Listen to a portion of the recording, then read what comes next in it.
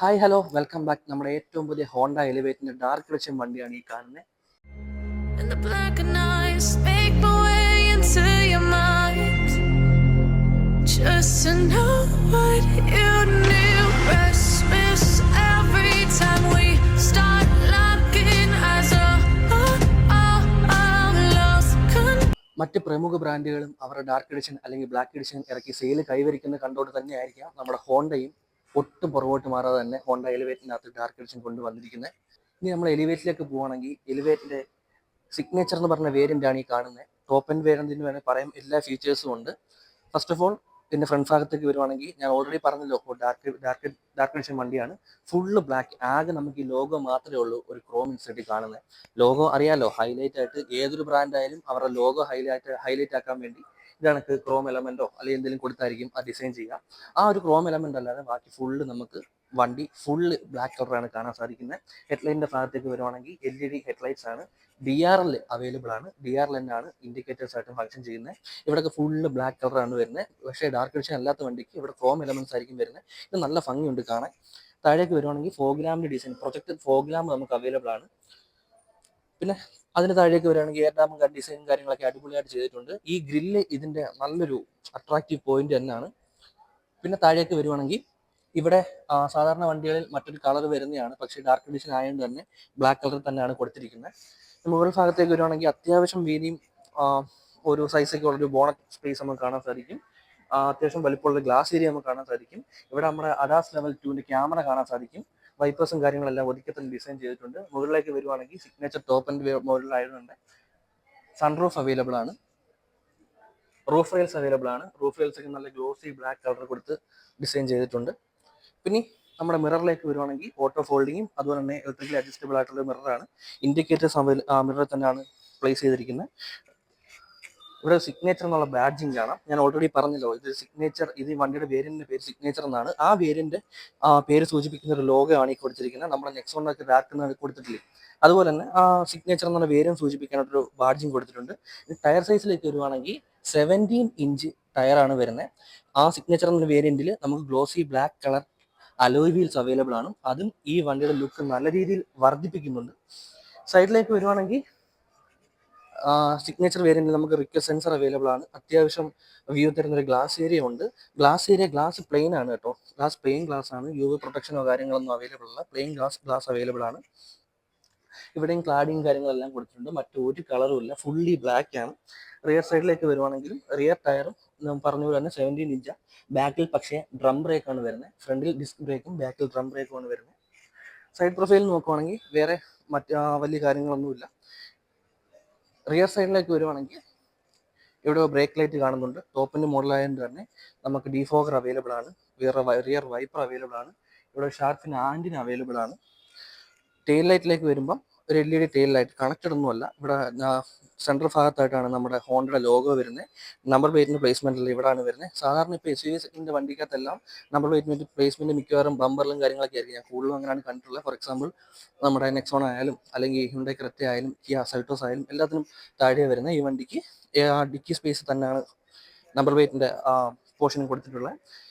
Chrome element elevate എന്നുള്ള badging ഉണ്ട്. പിന്നെ കുറച്ച് മുന്നേ ബ്ലാക്ക് എഡിഷൻ, അതായത് ഈ വണ്ടി ഫുള്ളി ബ്ലാക്ക് ആണെന്ന് ഞാൻ പറഞ്ഞു. ആ ബ്ലാക്ക് എഡിഷന്റെ ലോഗോ നമുക്ക് അവൈലബിൾ ആണ്. ഇവിടെ എഞ്ചിൻ IV ടെക് എന്നുള്ള ഒരു ബാഡ്ജിങ് കൂടെ നമുക്ക് കാണാൻ സാധിക്കും. അപ്പോൾ ലെഫ്റ്റ് സൈഡിലേക്ക് വരുവാണെങ്കിലും അപ്പുറത്ത് കണ്ടതുപോലെ തന്നെ പ്രകടമായിട്ട് മാറ്റങ്ങളൊന്നുമില്ല. ആകെ ഒരു ഫ്യൂഡ് ഓപ്പണിംഗ് ഇവിടെ വരുന്നുണ്ട്. വേറെ അപ്പുറത്ത് കണ്ടതുപോലെ പ്രത്യേകിച്ച് കാര്യങ്ങളൊന്നുമില്ല. റിക്വസ്റ്റ് സെൻസർ ഈ സൈഡിലും നമുക്ക് റിക്വസ്റ്റ് സെൻസറും കാര്യങ്ങളെല്ലാം അവൈലബിൾ ആണ്. പിന്നെ സിഗ്നേച്ചർ എന്നുള്ള ബാഡ്ജിങ്ങും ഈ സൈഡിൽ അവൈലബിൾ ആണ്. അപ്പോൾ ഓൾമോസ്റ്റ് വണ്ടിയുടെ എക്സ്റ്റീരിയർ ലുക്ക് നമ്മൾ കണ്ടല്ലോ.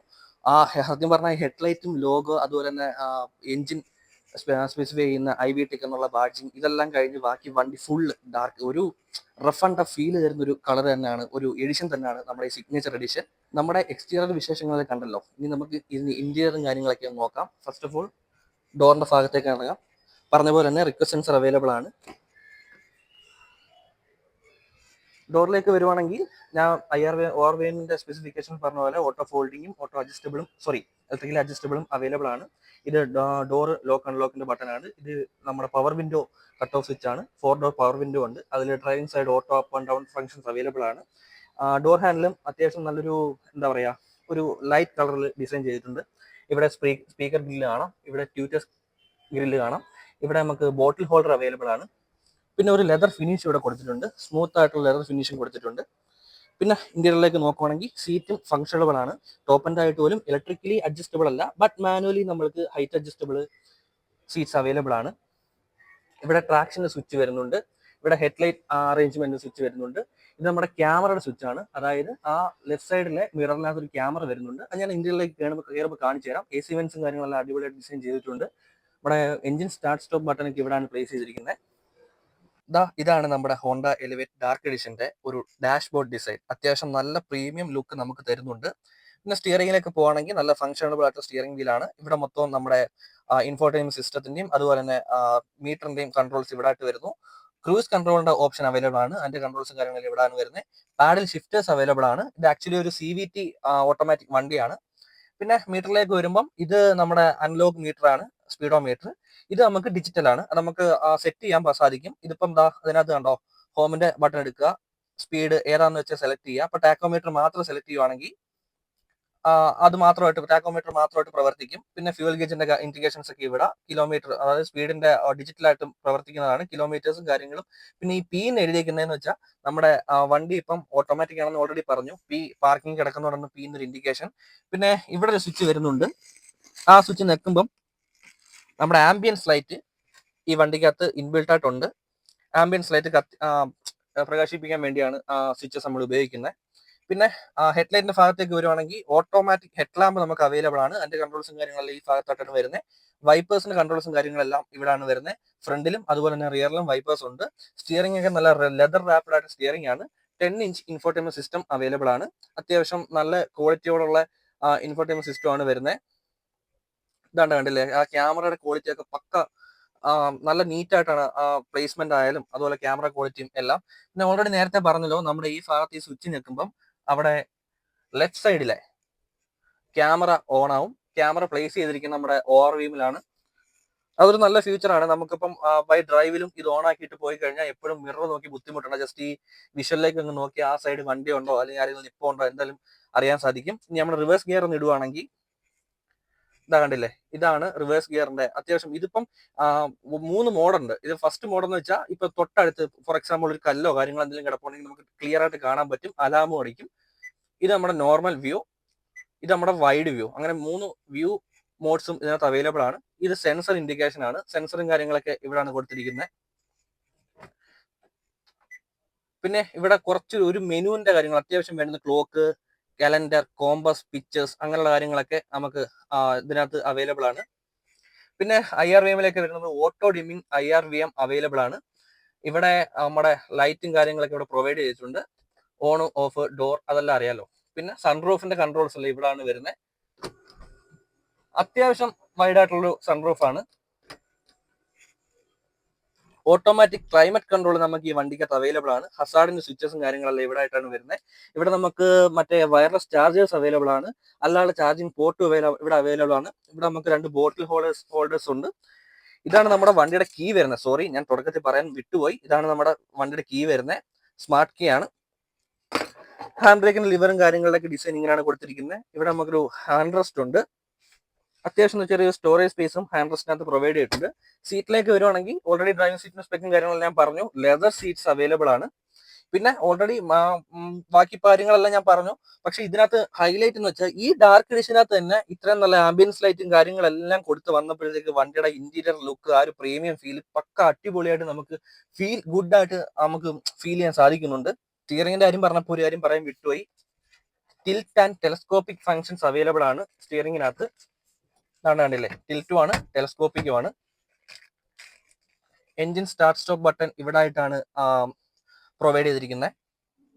ഇനി നമ്മുടെ വണ്ടിയുടെ റിയർ സൈഡിലേക്ക് വരുവാണെങ്കിൽ ഡോർ ഓപ്പൺ ചെയ്യുമ്പോൾ തന്നെ പവർ വിൻഡോയുടെ സ്വിച്ചസും കാര്യങ്ങളെല്ലാം ഇവിടെ ഉണ്ട്. ഇവിടെ സോഫ്റ്റ് മെറ്റീരിയലുണ്ട്, ട്യൂട്ടറും കാര്യങ്ങളെല്ലാം അവൈലബിൾ ആണ്. ഇവിടെ ഒരു ബാക്ക് ലൈൻ പോകുന്നുണ്ട്, അതിന്റെ കൂടെ തന്നെയാണ് മറ്റേ ആംബിയൻസ് ലൈറ്റും പ്രൊവൈഡ് ചെയ്തിട്ടുള്ള ഒരു സ്പീക്കർ ഗ്രില്ല് കാണാം. ഇവിടെ 2 ബോട്ടിൽ ഹോൾഡേഴ്സ് കാണാം. ഇന്റീരിയറിലേക്ക് നോക്കുവാണെങ്കിൽ കാണുമ്പോൾ തന്നെ അറിയാം നല്ല സ്പേഷ്യസ് ആണെന്ന്. അതാണ്ട് കണ്ടില്ലേ, ഈ സീറ്റ് കുറച്ച് ബാക്കിലോട്ട് തന്നെ ഇട്ടേക്കണം, എങ്കിലും അത്യാവശ്യം നല്ല രീതിയിലുള്ള ലെഗ് സ്പേസ് നമുക്ക് കാണാം. ഒരു കർവ് ഡിസൈൻ ആയതുകൊണ്ട് തന്നെ അതിന്റെ ബുദ്ധിമുട്ടും കാര്യങ്ങളൊന്നും ഇല്ല.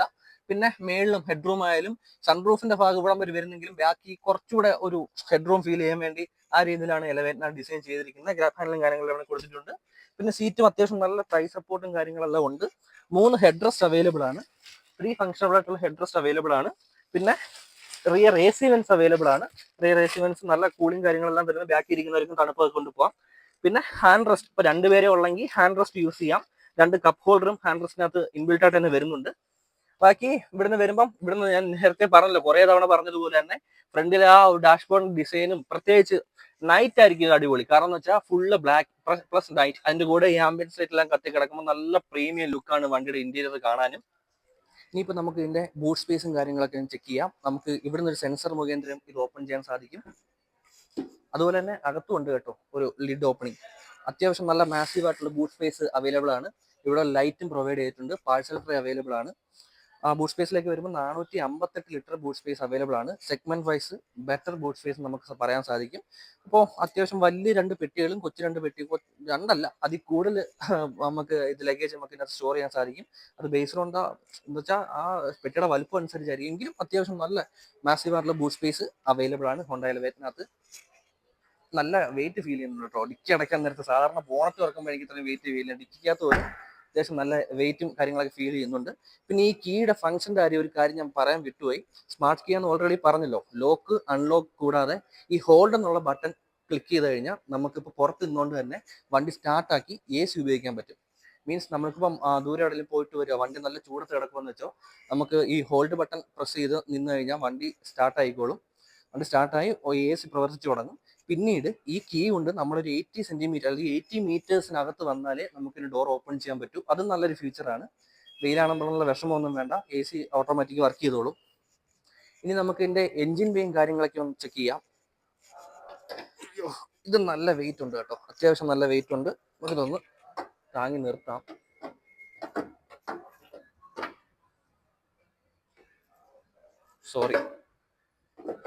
സോറി തെറ്റുപറ്റി, ക്ഷമിക്കണം. സോ എഞ്ചിനിലേക്ക് വരുവാണെങ്കിൽ ഒരു 1.5 ലിറ്റർ നാച്ചുറലി ആസ്പിറേറ്റഡ് IV-Tech എഞ്ചിനാണ് വരുന്നത്. IV-Techന്റെ കാര്യം ഞാൻ പിന്നെ എടുത്തു പറയണ്ടല്ലോ. ഹോണ്ടയുടെ ഒരു കരുത്ത് തെളിയിച്ച ഒരു എഞ്ചിൻ തന്നെയാണ് IV-Tech. അത്രത്തോളം പെർഫോമൻസും അതുപോലെ തന്നെ റിലയബിലിറ്റിയുള്ള എഞ്ചിൻ തന്നെയാണ് IV-Tech എഞ്ചിൻ. ബാറ്ററിയും കാര്യങ്ങളെല്ലാം ഇവിടെ പ്ലേസ് ചെയ്തിട്ടുണ്ട്.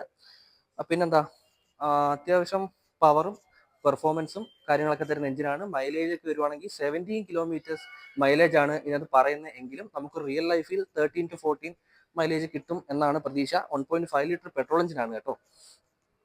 അപ്പോൾ ഓൾമോസ്റ്റ് ഇതിന്റെ എല്ലാ സ്പെക്കും ഫീച്ചേഴ്സും കണക്ക് എഞ്ചിൻ വെരിഫിക്കേഷൻ എല്ലാം നമ്മൾ പറഞ്ഞു എന്നാണ് എൻ്റെ വിശ്വാസം. എന്തെങ്കിലും വിട്ടുപോയിട്ടുണ്ടെങ്കിൽ ക്ഷമിക്കണം. ഈ വണ്ടി നമുക്ക് റിവ്യൂ ചെയ്യാൻ അറേഞ്ച് ചെയ്ത് തന്നെ നമ്മുടെ കൊല്ലം മുത്തൂറ്റ് ഹോണ്ടയാണ്.